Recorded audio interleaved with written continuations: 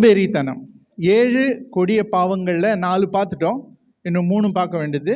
இதில் அந்த 3ல் இது ஒன்று, சோம்பல், சோம்பேறித்தனம். இந்த 7 கொடிய பாவங்கள் பார்த்தீங்கன்னா அது எல்லாமே 7மே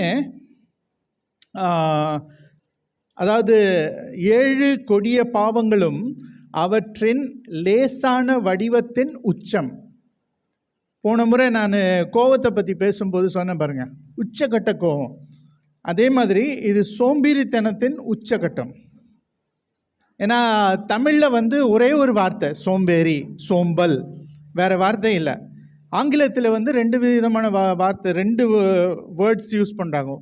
ஒன்று இந்த லேசான சோம்பலை லேசின்னு சொல்கிறாங்க. ஆனால் அது உச்சக்கட்டத்தில் போகும்போது அதை ஸ்லாத்ஃபுல்னஸ் அப்படின்னு சொல்கிறாங்க. ஸ்லாத்ஃபுல்னஸ். சோம்பல் கரடி தெரியுமா உங்களுக்கு? பார்த்துக்கிறீங்களா? சோம்பல் கரடி ரொம்ப மெதுவாக போகும். அது இப்படி பார்க்கறதுக்கு கூட நீங்கள் போயிட்டு வந்துடுவீங்க. ஓகே, அதுதான் அது, அதுடைய அர்த்தம் அதுதான். அந்த சோம்பல் கரடி உடைய பேர்லேருந்து தான் அந்த ஸ்லாத்ஃபுல்னஸ் வந்துக்குது. ஏன்னா ஆங்கிலத்தில் இந்த சோம்பல் கரடியை ஸ்லாத் அப்படின்னு சொல்லுவாங்க. ஓகே, ஸோ நம்ம பேச வேண்டியது சோம்பேறித்தனத்தின் உச்சக்கட்டம். ஓகே, அது இல்லாமல் இன்னொரு காரியம் நான் என்ன இது வரைக்கும் சொல்லலை. என்னன்னா, இந்த 7 கொடிய பாவங்கள்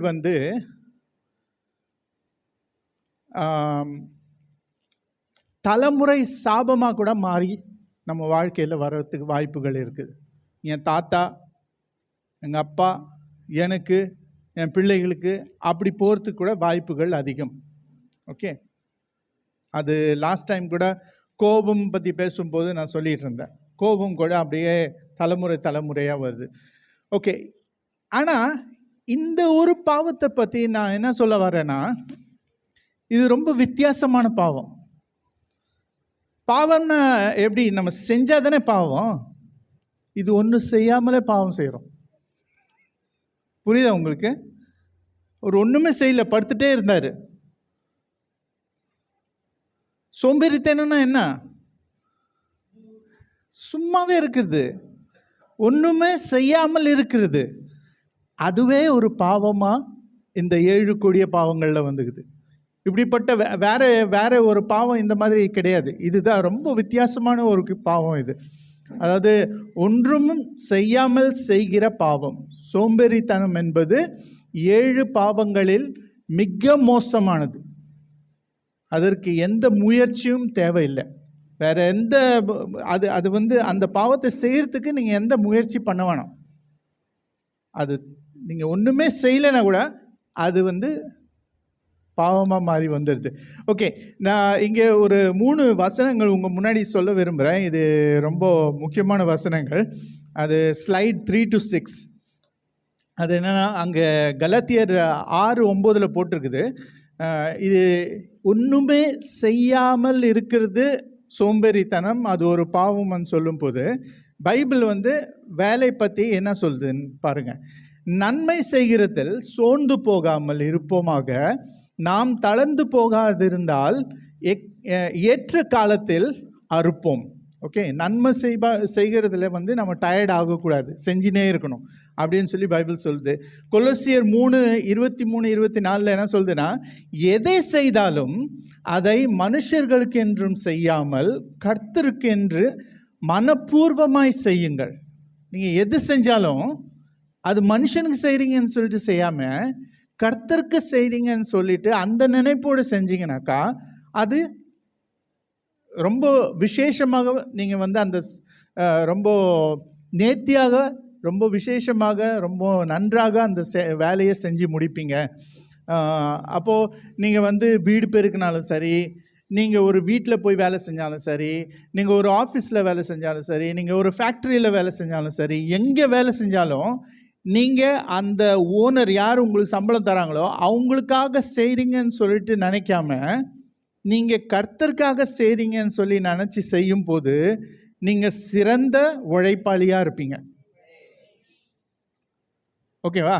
ஸோ நல்லது தெரிஞ்சு செய்யும் போது அதோடைய பலன் நம்ம அனுபவிப்போம். அதே நேரத்தில் அந்த வேலையை செய்யும் போது அது மனுஷனுக்காக இல்லாமல் கர்த்தருக்காக செய்கிறோன்னு சொல்லிட்டு செய்யணும். யாக்கோபு 4:17 அங்கே ஒரு பயங்கரமான வசனம் இருக்குது.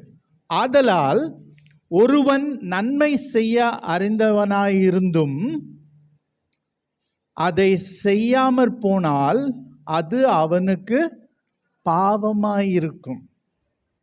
அப்போ நல்லது செய்யணும்னு சொல்லிட்டு உனக்கு தெரியுது, நீ செய்யாமல் இருந்தால் அது பாவமாயிடுது. ஸோ கனெக்ஷன் பார்க்குறீங்களா? சோம்பேறித்தனத்துக்கு அதுக்கும். ஓகே, ஸோ அவ்வளோதான். வேற என்ன பேசுறது? முடிச்சிடலாமா? ஓகே, இந்த சோம்பேறித்தனம்னு சொல்லும்போது அதோடைய இந்த வார்த்தை எனக்கு சொல்ல பிடிக்கல. பண்புகள், குணாதிசயங்கள் அப்படின்னு சொல்லி பார்த்தீங்கன்னா, சோம்பேறித்தனத்தின் குணாதிசயங்கள், அதாவது இங்கிலீஷில் கேரக்டரிஸ்டிக்ஸ்ன்னு இருக்குது. அது தேடி தேடி பார்த்தா குணாதிசயங்கள். அது என்னென்னா, நேற்று கூட பார்த்துட்டு இருந்தோம். இது சொல்ல மறந்துட்டானே.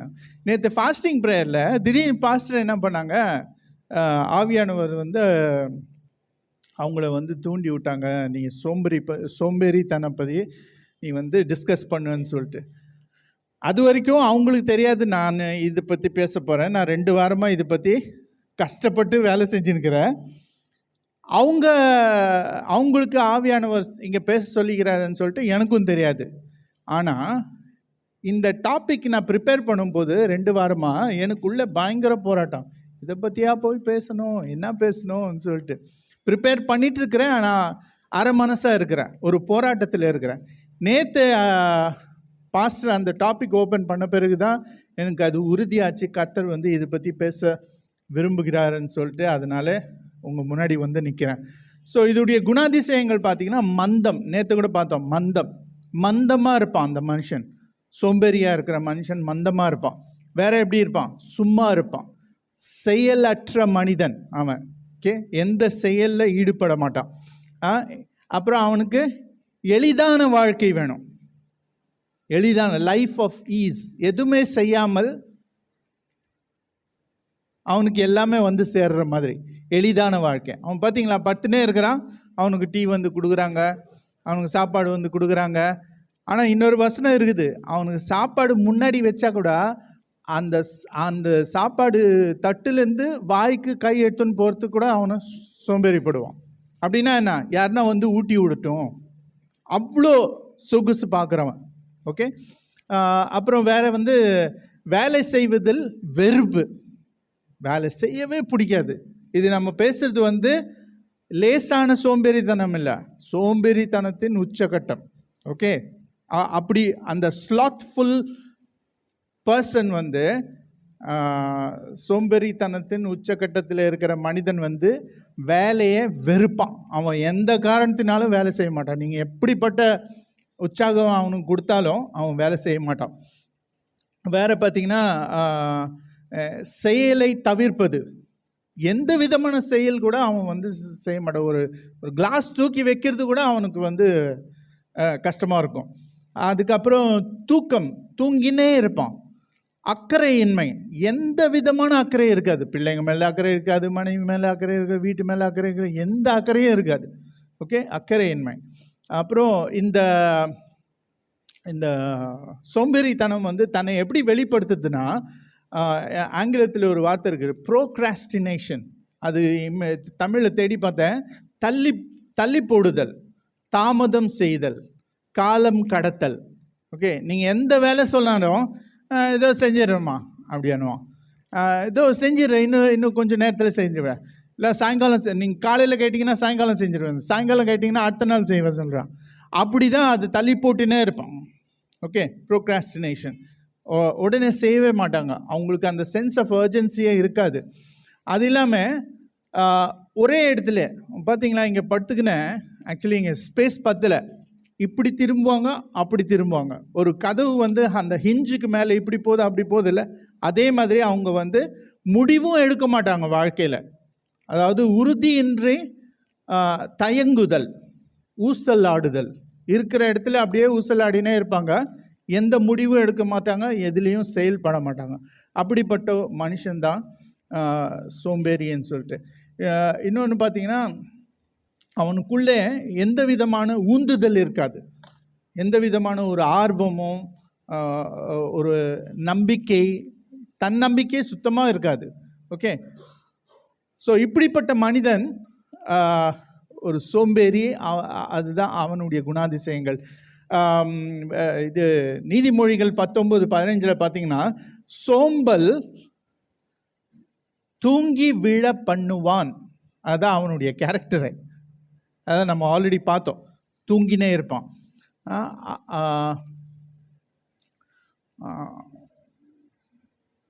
பைபிளில் பார்த்தீங்கன்னா ஆரம்பத்திலேருந்து கர்த்தர் வேலை செய்கிறாரு.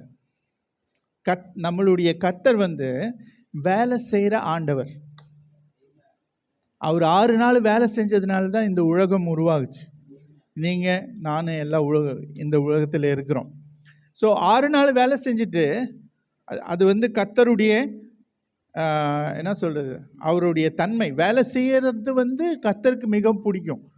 ஆனால் இந்த நேரத்தில் நான் இன்னொரு காரியம் உங்கள் முன்னாடி வைக்க விரும்புகிறேன். என்னென்னா, கர்த்தர் தொடர்ந்து வேலை செய்ய மாட்டார், கர்த்தர் ரெஸ்ட் எடுப்பார். கர்த்தருடைய கான்செப்டில் அந்த ரெஸ்ட்டு, ஓய்வு நாள் ரொம்ப ரொம்ப முக்கியம். யாத்திராகமம் 31:14-15 ஸ்லைடில் இல்லை, அங்கே பார்த்தீங்கன்னா கர்த்தர் கட்டளை கொடுக்குறாரு இஸ்ரேல் மக்களுக்கு. 6 நாள் இருக்குது, என்னன்னா பண்ணிக்கோ, ஆனால் ஒரு நாள் மட்டும் நீ எனக்காக ஒதுக்கிட்டு என் கூட நீ நேரத்தை செலவழித்து நீ உன்னுடைய உடலுக்கு ரெஸ்ட் கொடுன்றார். இந்த ரெஸ்ட் கான்செப்ட் கம்ப்ளீட்டாக போயிடுச்சு, நம்ம கலாச்சாரத்தில் தான் இல்லை. வெளிநாட்டு போனீங்கன்னா பயங்கர, ஒரு நாள் வேலை செஞ்சால் 2 நாள் ரெஸ்ட் எடுக்கிறாங்க அவங்க. அங்கே அப்படி ஆயிடுச்சு. இங்கே ரெஸ்ட்டு பற்றி பேசவே பேசாது, நீ லீவே எடுக்காது, வேலை செஞ்சுனே அப்படின்னுவாங்க. ஸோ அது நம்ம கலாச்சாரம் அப்படி ஆகிட்டுக்குது. ஆனால் கர்த்தர் பைபிள் என்ன சொல்லுதுன்னா, ரெஸ்ட்டு ரொம்ப ரொம்ப முக்கியம். நீங்கள் பார்த்தீங்கன்னா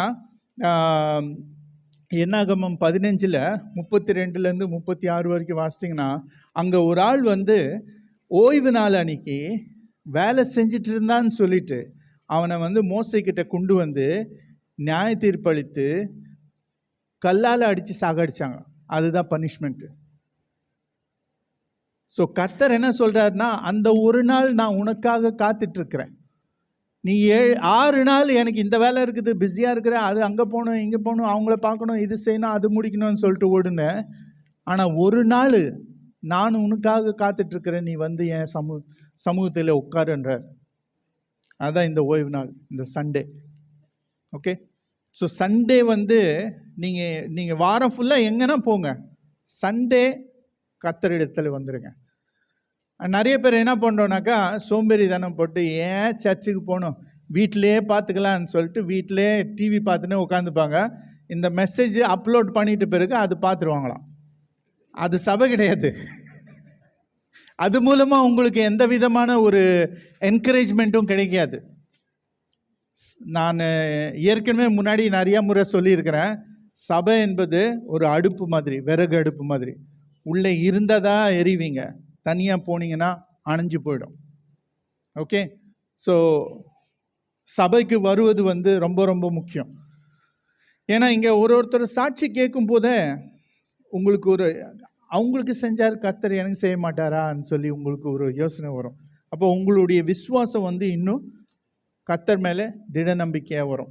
ஓகே, ஆரம்பத்துலேருந்து நம்ம பார்க்குறோம் கர்த்தர் வேலை செய்கிறாருன்னு சொல்லிட்டு. அது செய்யல, நான் சொன்ன ஆதி ஆகமத்தில் கர்த்தர் 6 நாள் வேலை செய்கிறாரு. ஆனால் இயேசுசாமி ஸ்லைட் 8 யோவான் 5:17 சொல்கிறாரு, என் பிதா இதுவரைக்கும் கிரியை செய்து வருகிறார். அப்போ இயேசு கிறிஸ்து எப்போ சொல்கிறாரு? கரெக்டாக அந்த கிமு கிபி அந்த ஸ்டேஜில் சொல்கிறாரு. அப்போ அது வரைக்கும் பின்னாடி பார்த்தீங்கன்னா ஒரு 3000-4000 வருஷம் வரலாறு இருக்குது, ஆபிரகாம் ஆதாம் வரைக்கும். அது ஃபுல்லாக பார்த்தீங்கன்னா அது வரைக்கும் கர்த்தர் வேலை செய்து கொண்டே இருக்கிறாருன்னு சொல்லி ஏசாமி சொல்கிறார், நானும் கிரியை செய்து வருகிறேன் என்றார். ஓகே, ஸோ இதிலிருந்து நமக்கு தெரியுது வேலை கர்த்தருக்கு ரொம்ப பிரியமான ஒரு காரியம். வேலை செய்யாமல் இருக்கிறது அதை கர்த்தரை தூசிக்கிறது. ஓகே, ஆதாம் ஏவாளை கர்த்தர் ஏதேன் தோட்டத்தில் வைக்கும்போது அவங்களுக்கு வேலை செய்ய தான் வச்சார். நீங்கள் ஆதியாகமம் 2:15 பார்த்தீங்கன்னா, தேவனாகிய கர்த்தர் மனுஷனை ஏதேன் தோட்டத்தில் அழைத்து கொண்டு அதை பண்படுத்தவும் காக்கவும் வைத்தார். அதுதான் வேலை அவனுக்கு, பண்படுத்தவும் காக்கவும் வைத்தார். ஆனால் இங்கே ஒரு சின்ன மாறுதல் எங்கே வருதுன்னா, அவன் விழுந்த பிறகு, பாவத்தில் விழுந்த பிறகு, அந்த லேசாக இருக்க வேண்டிய வேலை அவனுக்கு பாரமாக மாறிடுச்சு. ஏன்னா கர்த்தர் சபிக்கிறார், நீ வேலை செஞ்சாதான் உனக்கு சாப்பாடுன்றார், வேர்வை சிந்தினால்தான் உனக்கு சாப்பாடுன்றார். ஸோ கர்த்தருடைய ஒரிஜினல் பிளானில் வேலை இருந்தது, ஆனால் அந்த வேலை லேசாக இருந்துச்சு, லகுவாக இருந்துச்சு. பாவம் வந்த பிறகு தான் அந்த வேலை ஒரு பாரமான சாபமாக மனுஷன் மேலே உட்காந்துருச்சு. ஓகே, ஸோ இதுதான் கான்செப்ட் ஆஃப் ஒர்க். புதிய ஏற்பாட்டில் பார்த்தீங்கன்னா ஏசாமி சொல்கிறாரு, யோவான் 6:38, என் விருப்பத்தின்படி அல்ல, என்னை அனுப்பினவருடைய விருப்பத்தின்படி செய்யவே நான் வானத்திலிருந்து இறங்கி வந்திருக்கிறேன். இப்போ அவரும் வேலை செய்ய தான் வந்தார். இப்போ 33 வருஷம் அவர் உலகத்தில் வாழ்ந்தது, அவர் வேலை செஞ்சுனே இருந்தார். ஓகே, ஸோ வேலை செய்வது அதாவது கர்த்தருக்கு ரொம்ப பிரியமான காரியம். இன்னொன்று பார்த்தீங்கன்னா, மத்தேயு 7:21, பிதாவின் சித்தத்தை செய்கிறவன் பரலோகத்தில் பிரவேசிப்பான். நீங்களும் நானும் பிதாவின் சித்தத்தின்படி நம்ம இங்கே வேலை செய்யும்போது பரலோகத்துக்குள்ளே போக முடியும். சோம்பேறியாக இருந்தால் அவன் தூக்கின்னு போயிடுவான். ஸ்கிட்டு பாருங்க, புரியும். ஓகே, அதே போல் பவுல் எழுதும்போது 2 தெசலோனிக்கர் 3:10 அவர் ரொம்ப அழகாக சொல்கிறாரு. என்ன சொல்கிறாருன்னா, ஒருவன் வேலை செய்ய மனதில்லாது இருந்தால் அவன் சாப்பிடவும் கூடாதென்று நாங்கள் உங்களிடம் இருந்தபோது உங்களுக்கு கட்டளையிட்டோம். நீ வேலை செய்யலைன்னா நீ சாப்பிடக்கூடாது, அது ஒரு கொள்கையாக வச்சுக்கணும். அது பவுல் சொன்னார், ஆனால் அது வேத வாக்கியம், அதாவது கர்த்தருடைய வசனம் இது.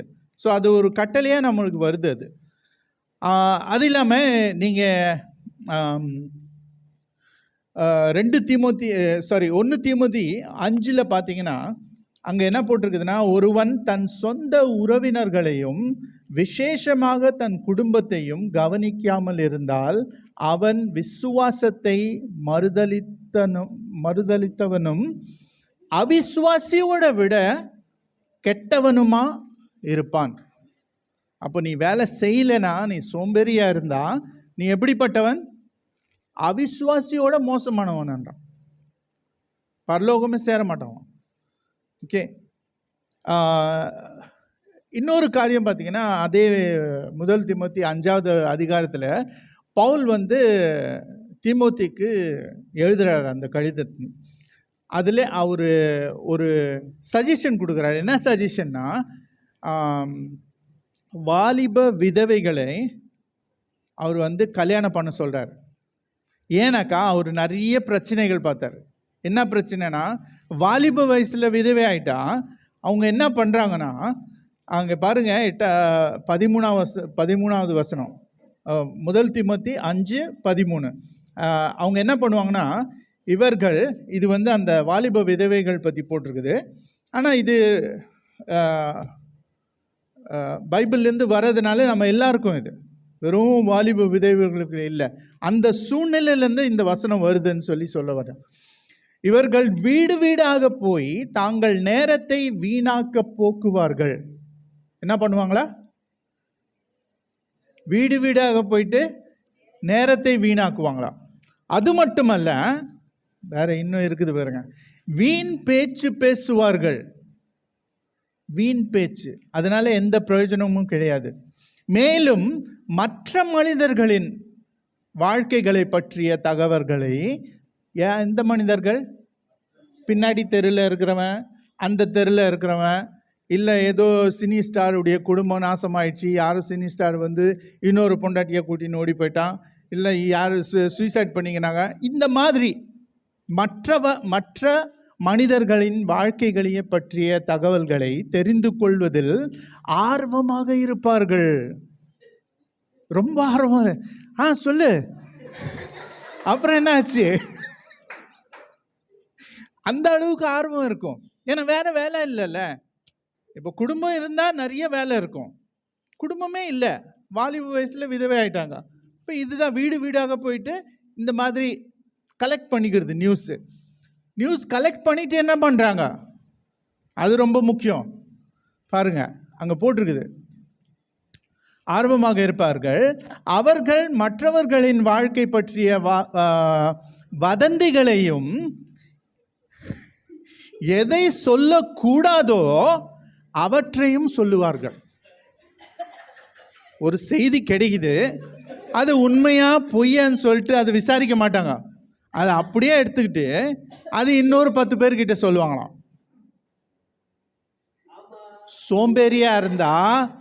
சோம்பேறியா இருந்தா இந்த குணம் வந்துடும். ஜாக்கிரதையா இருங்க. ஏன்னா ஆல்ரெடி ஒரு ஆங்கிலத்தில் ஒரு சொல்லு இருக்குது. ஏன்னா அந்த சொல்லுனா, an idle mind is the devil's workshop. அது தமிழில் டிரான்ஸ்லேட் பண்ண, செயலற்ற மனம் பிசாசின் தொழிற்சாலை. கரெக்டா இருக்கா? நீங்க உங்க மைண்ட் வந்து வேலை செய்யலைன்னா பிசாசு அங்க தீவிரமா வேலை செய்யறான். அவன் உங்களையும் அழிப்பான், உங்க கூட இருக்கிற எல்லாரையும் அழிப்பான். ஓகே, மேத்யூ ஹென்ரின்னு சொல்லிட்டு ஒரு வேத ஆராய்ச்சியாளர், அவர் என்ன சொல்றாரு, the devil visits idle men with his temptation while God visits his own with favor.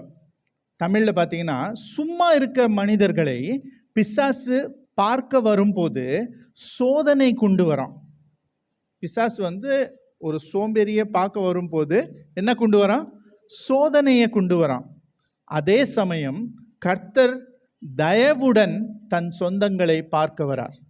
கர்த்தர் வந்து தன்னுடைய ஜனங்களை பார்க்க வரும்போது என்ன கொண்டு வராரு? தயவு கொண்டு வரார். அப்போ நம்ம எப்படி இருக்கணும் யோசித்து பாருங்க. இதே போல சாலமன் என்ன பண்றாரு? நீதிமொழிகள் 6:6 சோம்பேறியே, நீ எறும்பின் இடத்தில் போய் அதன் வழிகளை பார்த்து ஞானத்தை கற்றுக்கொள்ளுன்னு சொல்றாரு. இது வந்து அவர் சோம்பேறிக்கு என்ன சொல்றாருன்னா, நீ எறும்பை பார்த்து அங்கேருந்து ஞானத்தை கற்றுக்கொள். ஏன்னா எறும்பு வந்து நம்மளுடைய கான்டெக்ஸ்டில் சம்மர் ஃபுல்லாக வேலை செய்யும், வெயில் காலத்தில் நல்லா வேலை செய்யும். மழை வரும்போது அந்த நாட்கள் ஃபுல்லாகவே அதுக்கு சாப்பிட்றதுக்கோ இருக்கிறதுக்கோ எல்லாத்தையும் ரெடி பண்ணி வச்சிடும். அதுக்கு பிரச்சனையே கிடையாது, ஜாலியாக இருக்கும். திருப்பி குளிர்காலம் வரும்போது அது முடிஞ்ச அளவுக்கு வேலை செய்யும். ஸோ அப்படி தான் அந்த அந்த ஞானத்தை வந்து கற்றுக்கொள்ளணும்னு சொல்லிட்டு சோம்பேறிக்கு சாலமன் இந்த நீதிமொழியை சொல்கிறாரு. ஆனாலும் அதாவது கர்த்தருடைய சிருஷ்டி இருக்குதுல்ல, அதில் நிறைய காரியங்கள் வந்து நம்ம இந்த வைல்ட் அனிமல்ஸு அதுக்கிட்டேருந்து கற்றுக்கலாம். நீங்கள் பார்த்தீங்கன்னா இந்த மார்ஷியல் ஆர்ட்ஸ் எல்லாம் இருக்குதுல்ல, ஜூடோ, குங்ஃபு, கராட்டே, டைக்கொண்டோ, அதில் நிறைய இந்த ஃபைட்ஸ் எல்லாம் அவங்க பாம்பு, அப்புறம் பூனை, புலி, அதுடைய ஸ்டைல்லேருந்து கற்றுப்பாங்க. ஸோ அப்படி தான் நம்ம வந்து கர்த்தருடைய சிருஷ்டி வந்து நம்மளுக்கு ஒரு கிளாஸ் ரூம் மாதிரி. God's creation is a class room for us to learn. Okay, அதே போல் நீங்கள் ஒரு ஒரு டென்ஷன் இருக்குது. இந்த சோம்பேறி மனிதனுக்கு ஒரு டென்ஷன் இருக்குது. அது என்ன டென்ஷன்னா, ஸ்லைடு 16 to 18, நீதிமொழிகள் 21, 25, 26 போட்டிருக்குது. சோம்பேறியின் கைகள் வேலை செய்ய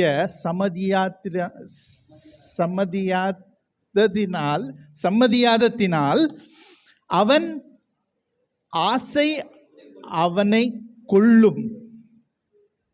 அவன் கை வேலை செய்யறதுக்கு ரெடி இல்லை, ஆனால் ஆசை கொல்ல ஆசை வச்சுக்கிறான். அந்த ஆசை அவனை கொல்லும். அவன் நாள்தோறும் ஆவலுடன் இச்சிக்கிறான். படுத்து தூங்குறானே, யோசிச்சுனே இருப்பான். நான் சொன்னேன் ஜான் கிட்ட, கொஞ்சம் பில்டப் பண்ணுங்கன்னு சொல்லிட்டு. அவர் மறந்துட்டார். என்னன்னா, நான் இப்படி பண்ணிடுவேன், நான் அப்படி பண்ணிடுவேன், இந்த காசு அங்கேருந்து வந்துடும், அதை வச்சு இப்படி இன்வெஸ்ட் பண்ணிவிடுவேன், இந்த பில்டிங் கட்டிடுவேன், அதுக்கப்புறம் இந்த பிஸ்னஸ் ஸ்டார்ட் பண்ணிவிடுவேன், இவ்வளோ பேங்க்கில் பேலன்ஸ் ஆகிடும், அப்படி தான் இச்சிப்பான் அவன். ஆனால் அவனுடைய உடல், அவனுடைய கை கோஆப்ரேட் பண்ணாது. ஓகே, 1924 நீதிமொழிகள் 19:24 சோம்பேறி தன்னுடைய கை பாத்திரத்தில் வைத்து அதை திரும்ப தன்னுடைய வாய்க்கு கூட கொண்டு போகாமல் இருக்கிறான். அது ஆல்ரெடி சொல்லிட்டேன் நான். அந்த அளவுக்கு அதாவது அவனுக்கு வேற ரட்சிப்பே கிடையாது. ஓகே, ஸோ இங்கே நம்ம என்ன பார்க்குறோம்னாக்கா, தூங்காத போது அவன் ஆசையுடன் சிந்திக்கிறான். அதில் தப்பே கிடையாது. ஓகே, அவனது அமைதியற்ற மனதுக்கும் செயலற்ற உடலுக்கும் இடையே ஒரு பதற்றம் உள்ளது, ஒரு டென்ஷன் இருக்குது, மற்றும் அழிவுகரமான ஏமாற்றங்களை உருவாக்குகிறான். ஓகே, அவனுக்கே. ஸோ அவன் தான் ஏமாந்து போகிறான். ஏன்னா அவன் ஏஞ்சி செயலில் ஈடுபட்டாதான் அவனுடைய ஆசைகள் நிறைவேறும். அதே போல் நீதிமொழிகள் 26:16 புத்தி உள்ள மறு உத்தரவு சொல்லதாகும் 7 பேரை விட சோம்பேறி தன் பார்வைக்கு அதிக ஞானம் உள்ளவன். அவனுடைய பார்வையில் அவன் நினைக்கிறான், நான் ரொம்ப ஞானவான் அப்படின்னு சொல்லிட்டு. 7 பேருடைய ஞானத்தோட அவனுடைய ஞானம் அதிகமாக இருக்குதான். ஸோ அவன் என்ன பண்ணுறான், பேசிக்கலி தன்னைத்தானே ஏமாத்திக்கிறான். அவனது சோம்பேறி நிலையை மறுத்து தடைகளை அல்லது எதிர்மறைகளை விவரிப்பதான் அவன் என்ன பண்ணுறான், அதன் மூலம் அவனுக்கு சாதகமான நிலையை உருவாக்கிக்கிறான், அவனுக்கு சாதகமான நிலையை நியாயப்படுத்திக்கிறான். ஓகே, ஃபார் எக்ஸாம்பிள் அடுத்த ஸ்லைட் போனாங்க 20 அங்கே பார்த்தீங்கன்னா சோம்பேறி என்ன சொல்கிறான்னா, வெளியில் சிங்கம் இருக்குது, வீதியில் சிங்கம் இருக்குது, நான் வெளியில் போனால் அது என்ன கொன்னுடும், அதனால் நான் இங்கே இருக்கிறது எனக்கு நலம். இப்படி சொல்லி மற்றவர்களை அவன் ஏமாற்றி திசையை திருப்புறான். அப்போ அவங்க இவனை பார்க்க மாட்டாங்க, சிங்கம் இருக்குதா அப்படின்னு சொல்லிட்டு ஒரு பதற்றத்தில் அவங்களும் அவங்கள காப்பாற்ற போவாங்க. இதுதான் அந்த சோம்பேறி செய்கிற ஒரு ஏமாற்றம். மற்றவங்களை ஏமாற்றும் போது தானே ஏமாந்து போகிறான். ஆனால் அதே நேரத்தில் பார்த்தீங்கன்னா, இந்த ஏசாமி ஒரு கதை சொல்கிறாரு. 10 கன்னிகள், மணவாளன் வராருன்னு சொல்லிட்டு 10 கன்னிகள் அந்த திரி வச்சு வெயிட் பண்ணியிருந்தாங்க.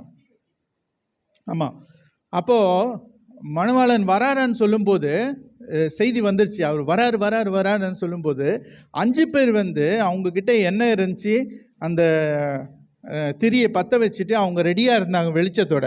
இன்னொரு 5 பேர்கிட்ட எதுவுமே ரெடி பண்ணல, ஏன்னா அவங்க சோம்பேறியாக இருந்தாங்க. எண்ணெய் வாங்கிட்டு வரத்துக்கு சோம்பேறிப்பட்டாங்க. கடைசியில் என்ன ஆயிடுச்சு, அதாவது விசுவாசம் உள்ளவனுக்கு வெகுமதி அளிக்கப்படும். இந்த 5 பேர் உள்ளே போனாங்க. ஆனால் அந்த 5 பேர் சோம்பேறியாக இருக்கிறதுனால நியாய தீர்க்கப்பட்டாங்க, அவங்கள உள்ள விடலை. அதே போல ஒரு சோம்பேறி மாணவன் தோல்வி அடைவான். இங்கே நிறைய மாணவிகள் இருக்கிறீங்க. நீங்கள் சோம்பேறியாக இருந்தீங்கன்னாக்கா பாஸ் ஆகிறதுக்கு வாய்ப்பே இல்லை. நீங்கள் ஹார்ட் ஒர்க் பண்ணாதான், நீங்கள் உழைச்சாதான். அது எப்போ? எக்ஸாமுக்கு முன்னாடி இல்லை, ஒரு வருஷம் ஃபுல்லாக இருக்குத அப்போ உழைங்க. எக்ஸாமுக்கு முன்னாடி ரெஸ்ட் எடுங்க, நேராக போய் எக்ஸாம் எழுதுங்க.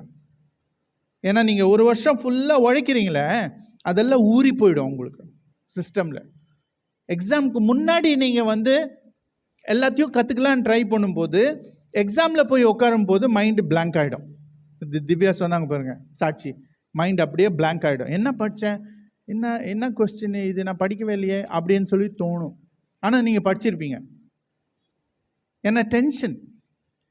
ஆனால் எக்ஸாமுக்கு முன்னாடி வருஷம் ஃபுல்லாக படிச்சிங்கனாக்கா, அதாவது அந்த வருஷம் ஃபுல்லாக படிச்சிங்கனாக்கா அதெல்லாம் உங்களுக்கு உள்ளே ஊறிட்டு நீங்கள் போய் கான்ஃபிடெண்ட்டாக போய் எக்ஸாம் எழுதிட்டு வந்துடலாம். ஓகே, ஸோ ஒரு மாணவனுக்கு சோம்பேறி செட் ஆகாது, ஹார்ட் ஒர்க்கிங்காக இருக்கணும்.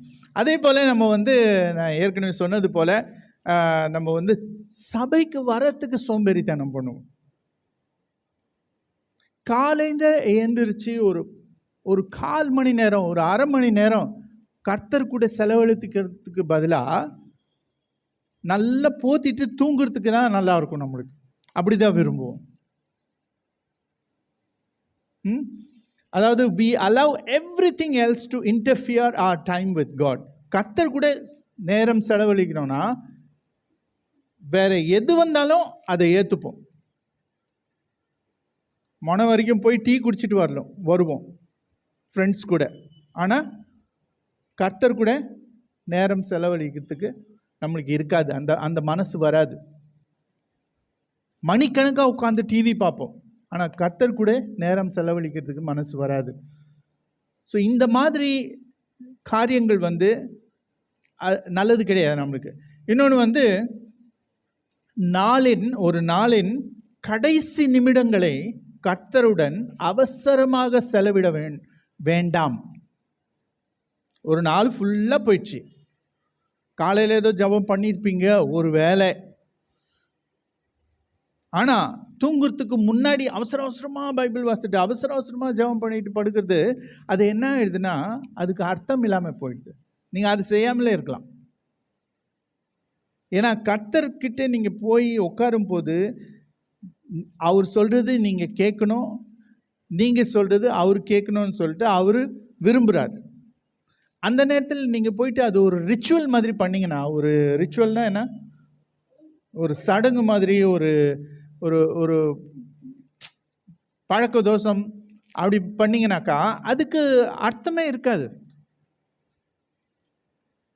கர்த்தரை நீங்கள் தூசிக்கிற மாதிரி இருக்கும். அதே நேரத்தில் இன்னும் நிறைய காரியங்களில் நம்ம சோம்பேறியாக இருக்கிறோம். எப்படின்னாக்கா நம்ம பைபிள் வாசிப்பதில் சோம்பேறித்தனம். நேற்று பாஸ்டர் நடிச்சே காட்டாங்க. இங்கே வராதவங்களுக்கு தெரியாது, வந்தவங்களுக்கு தெரியும். சுவிசேஷம் அறிவிக்கிறோம்ல, அதிலே சோம்பேறித்தனம். அதிலே நம்ம ஊசலாடுறோம். சொல்லாமா இல்லையா, நம்ம சொன்னால் ஏற்றுப்பாங்களா இல்லையா, அதுக்கு வாய்ப்பே இல்லைங்க. கர்த்தர் சொல்கிறார் சொல்லு, அப்போ நீ போய் சொல்லிடு. சொல்கிறது தான் உன் வேலை. அவன் ஏற்றுப்பானா இல்லையா, நீ சொல்லணுமா சொல்லக்கூடாதா, அதில் ரெண்டாவது காரியம். கர்த்தர் சொல்ல சொன்னார், போய் சொல்லிடு, உன் சாட்சியை சொல்லு. எல்லாரும் பார்க்குற எல்லாரும் உன் சாட்சி சொல்லு, சுவிசேஷம் சொல்லு. ஓகே, ட்ரெஸ்ஸு போடுறதுல சோம்பேறித்தனம். அயன் பண்ணிட்டு வர மாட்டாங்க, அப்படியே அழுக்காக இருக்கும், அது துவைச்சிருக்க மாட்டாங்க. நேற்று பாஸ்டர் பயங்கரமாக பேசிட்டாங்க அதெல்லாம். பேச்சில் சோம்பேறித்தனம், பேசுறதுக்கு சோம்பேறிப்படுவாங்க. ஏன்னா இப்போ ஃபோன் வந்ததுனால அவ்வளோதான், அது பேச்சே இல்லை சுத்தமாக. அது கூட பாஸ்டர் முன்னாடி நடிச்சு காட்டியிருக்கிறாங்க. யாருன்னா கெஸ்ட்டு வந்தால் பேசவே மாட்டாங்க, சும்மா ஹலோ தோத்திரம் அப்படி சொல்லிட்டு போயிடுவாங்க, காணாமல் போயிடுவாங்க. இல்லைன்னா அங்கேயே தான் உட்காந்துருப்பாங்க, பேசவே மாட்டாங்க. பேச்சில் சோம்பேறித்தனம். டிரைவிங் ஹேபிட்ஸ் நிறைய பேருக்கு இருக்குது. 10-20 தான் ஓட்டின்னு போவாங்க. கொஞ்சம் ஸ்பீடாக போனால் ஆக்சிடெண்ட் ஆகிடுவோம். ஆனால் அவங்களால எவ்வளோ பேருக்கு இடைஞ்சலாக இருக்கும் அவங்களுக்கு தெரியல. பர்சனல் கிளென்லினஸ், சுத்தமாக இருக்கிறது, அதிலே சோம்பேறியாக இருப்பாங்க நிறைய பேர். குளிக்க மாட்டாங்க, நகம் வெட்ட மாட்டாங்க, பல்லு விளக்க மாட்டாங்க. அதான் டிப்ஸ் ராஜா ஸ்டார்டிங்லேயே சொல்லிட்டேன் பாருங்கள். அந்த மாதிரி டிப்ஸ் நிறைய தரப்போகிறேன் உங்களுக்கு. ஸோ பர்சனல் கிளென்லினஸ், சுத்தம் வந்து கர்த்தருக்கு ரொம்ப பிடிக்கும். ஏன்னா அவர் பரிசுத்தமானவர். நம்ம சுத்தமாக இருந்தால் தான் பரிசுத்தத்துக்கு நம்ம வந்து நம்மளை ஆயத்தப்படுத்த முடியும்.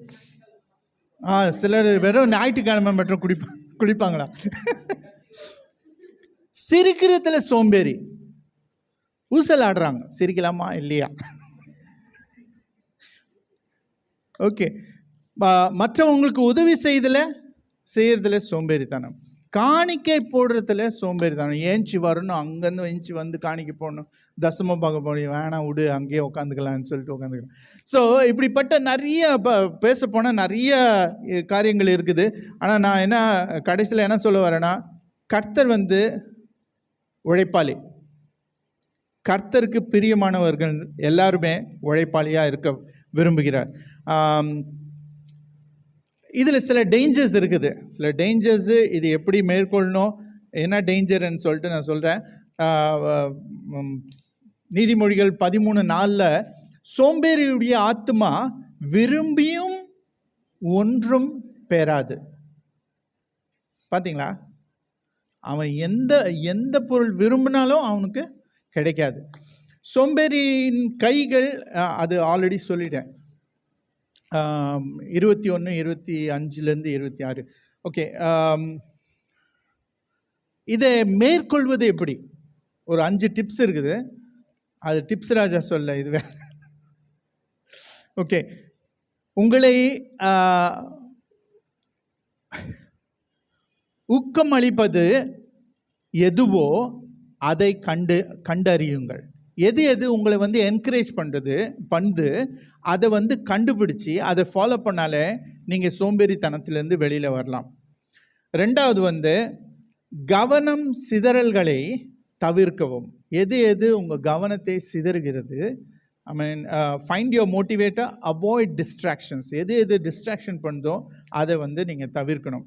அதுக்கப்புறம் கிரியேட் அக்கௌண்டபிலிட்டி, பொறுப்பு உணர்வை உருவாக்கவும் உங்களுக்குள்ளே. Give your self a break, நீங்களே ஓய்வெடுங்கள். யாருமே வந்து உங்களுக்கு நீ நிறைய வேலை செஞ்சுட்டேன் போய் ரெஸ்ட் எடுத்துக்கல. நான் ஆல்ரெடி சொல்லிட்டேன், ரெஸ்ட் வந்து ரொம்ப ரொம்ப முக்கியம். நீங்கள் உடம்புக்கு ரெஸ்ட்டு கொடுக்காம தொடர்ந்து வேலை செஞ்சுனே இருந்தால் உங்கள் உடம்பு வந்து ஒரு நாள் சீக்கிரமாகவே போயிடும். அதோடைய ஆயுசு ஃபுல்லாகவே அது இருக்க முடியாது.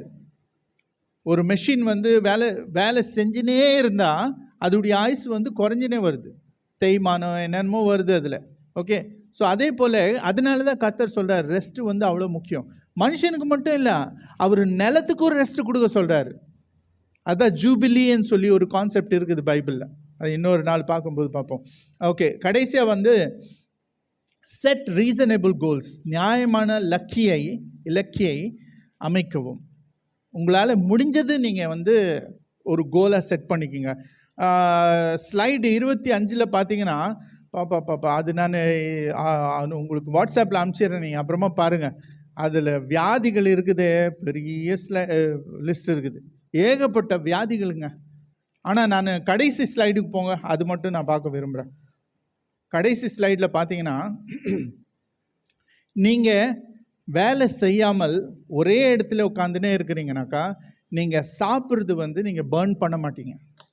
சாப்பிட்றது பர்ன் பண்ணலைன்னா என்ன ஆகுனாக்கா அந்த கேலரிஸ் ஃபுல்லாகவே உடம்புல போயிட்டு கொழுப்பாக மாதிரி உட்காந்துட்டு நீங்கள் குண்டாயிடுவீங்க. ஆனால் குண்டாக இருக்கிறவங்க எல்லாருமே அப்படின்னு சொல்லிட்டு நான் சொல்ல. ஆனால் சோம்பேறித்தனம் இருந்தால் குண்டாக இருக்கிறது ஆட்டோமேட்டிக்காக தானாகவே வரும். அதுக்கு நீங்கள் எதுவுமே செய்ய வேணாம். எப்படி இந்த பாவத்துக்கு நீங்கள் எந்த முயற்சி பண்ண வேணாம், அதே போல தான் நீங்கள் குண்டாக இருக்கிறதுக்கும் எந்த முயற்சி பண்ண வேணாம். சோம்பேறியாக இருந்தாலே போதும், குண்டாயிடுவீங்க. இல்லை, இங்கே ஒருத்தர் இருக்கிறாரு, அவர் குண்டாகிறதுக்கு முயற்சி பண்ணிட்டுருக்கிறார், அவருக்கு சொல்கிறேன். ஓகே. நீங்கள் வந்து கை கால் அசைலைன்னா உங்களுடைய தசைகள் வந்து பலவீனமாயிடும். மசில்ஸ் இருக்குதுல்ல, அது வந்து பலவீனமாயிடும். அதுக்கப்புறம் நீங்கள் பொருள் தூக்குறதோ எந்த வேலை செய்கிறதோ ரொம்ப கஷ்டமாயிடும். அதனால்தான் கர்த்தர் வந்து ரொம்ப அழகாக இந்த உடலை படைச்சிருக்கிறாங்க. இந்த உடலுக்கு நீங்கள் வேலை கொடுத்தா தான் இது அப்படியே பிரிஸ்டின் கண்டிஷனில் இருக்கும், அதாவது டாப்பில் இருக்கும். ஆனால் நீங்கள் இதை இப்படி ஒரு சோம்பேறித்தனம் என்ற பாவத்தில் நீங்கள் அதை தள்ளி விட்டீங்கன்னாக்கா அந்த உடல் வந்து செயலற்றாமல் போயிடும். ஓகே, உங்களுடைய எலும்பு ரொம்ப பலவீனமாயிடும். ஏன்னா அதில் மினரல் கண்டென்ட் வந்து காஞ்சி போயிடும். அதுக்கப்புறம் உங்களுடைய மெட்டபாலிசம், அதாவது நீங்கள் சாப்பிட்றது வந்து அது எனர்ஜியாக மாறி அது வந்து உங்களுக்கு எனர்ஜி கொடுக்குதில்ல, அந்த மெட்டபாலிசமும் குறைஞ்சிடும். உங்களுடைய எதிர்ப்பு சக்தி அதுவே குறைஞ்சிடும் சோம்பேறித்தனத்தினால. அப்போ எதிர்ப்பு சக்தி குறைஞ்சிச்சுன்னா, நேற்று வேற ஒரு மேட்டர் சொல்லும்போது சொன்னேன், எதிர்ப்பு சக்தி குறைஞ்சிச்சுன்னா எய்ட்ஸ்க்கு சமம். ஏன்னா எய்ட்ஸ் வந்து என்னன்னா மனிதனுடைய எதிர்ப்பு சக்தியை சாகடிச்சிடும் அந்த எய்ட்ஸ் கிருமி. அதுக்கப்புறம் அவனுக்கு எந்த வியாதி வேணா வரலாம். அப்போ ஒரு சோம்பேறிக்கு இந்த நிலைமை வந்துடுது, இந்த உச்சக்கட்ட சோம்பேறி. ஓகே, உங்களுடைய உடம்புல இந்த ரத்த ஓட்டம் இருக்குதுல்ல, அதுவும் குறைஞ்சிடும். Poor blood circulation. உடம்புல எங்கே வீங்கும்னு சொல்லிட்டு சொல்ல முடியாது, அது கண்ணுக்கு தெரியாது. இப்போ முதுகெலும்பு இருக்குதுல்ல, இந்த எலும்புக்கு நடுவில் ஒரு லேயர் இருக்குது, அது வீங்கிடுச்சுன்னா அந்த இடத்துல உங்களுக்கு வலிக்கும். ஆனால் நீங்கள் கண்டுபிடிக்க முடியாது ஏன் வலிக்குதுன்னு சொல்லிட்டு. அது போய் ஸ்கேன் எடுத்து அல்ட்ராசவுண்டு அதெல்லாம் பண்ணால் தான் கண்டுபிடிப்பீங்க, ஓ அங்கே வீக்கம் இருக்குது அதனால வரைக்கும். ஸோ இந்த மாதிரி காரியங்கள் நடக்குது. இன்னொன்று வந்து ஹார்மோன் இம்பேலன்ஸ், ஹார்மோனில் அந்த சமநிலை இருக்காது. அப்போ ஹார்மோனில் சமநிலை இருக்காதுன்னா அது சொல்லவே வேணாம். இப்போல்லாம் பார்த்தீங்கன்னா விதவிதமான பிரச்சனை வருது. இந்த LGBTQ எல்லாம் அந்த மாதிரி தான் கேஸ், ஹார்மோன் இம்பேலன்ஸ். வேண்டாத இடத்துல இப்போது இங்கே மீசை வந்துச்சுன்னா என்ன பண்ணுவீங்க? Hormone imbalance. ஹார்மோன் இம்பேலன்ஸ்னால இன்னைக்கு மனுஷனுடைய வாழ்க்கையே வந்து அப்படியே தலைக்கீழே மாறிட்டு இருக்குது. ஆனால் இது எல்லாமே ஃபுட்டுனால மட்டும் இல்லை, ஃபுட்டும் கான்ட்ரிபியூட் பண்ணுது, சோம்பேறித்தனமும் கான்ட்ரிபியூட் பண்ணுது. ஏன்னா இன்னைக்கு நம்ம வாழ்கிற உலகத்தில் உழைப்பது வந்து ரொம்ப குறைஞ்சிடுச்சு.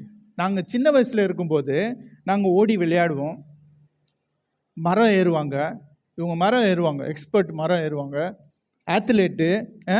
அப்புறம் குனிஞ்சி பெருக்குவோம். இன்றைக்கி பெருக்கிறது கிடையாது, வேக்யூம் வந்துச்சு. அப்புறம் அம்மியில் நானே அரைச்சிருக்கிறேன். சர்ச்சில் ப்ரோக்ராம் இருக்கும்போது நானே அம்மியில் மிளகா அரைச்சிருக்கிறேன். எரியும், பயங்கர கை எரியும். அரைச்சிட்டு அதுக்கப்புறம் தண்ணியில் கையை வச்சுட்டு உட்காந்துப்போம். அதெல்லாம் போயிடுச்சு, ஏன்னா கிரைண்டர் வந்துச்சு, சுவிட்ச் அமுத்தினாலே. இது எல்லாமே என்ன ஆயிடுச்சுன்னா நம்மளை வந்து சோம்பேறி ஆக்கிடுச்சு. இந்த கல்ச்சர், இந்த டெக்னிக்கல் இனோவேஷன்ஸ் எல்லாமே வந்து நம்ம வாழ்க்கையை வந்து அப்படியே சோம்பேறி ஆக்கிடுச்சு. அதனால் நம்ம வந்து நீண்ட நாள் வாழணும், நல்லா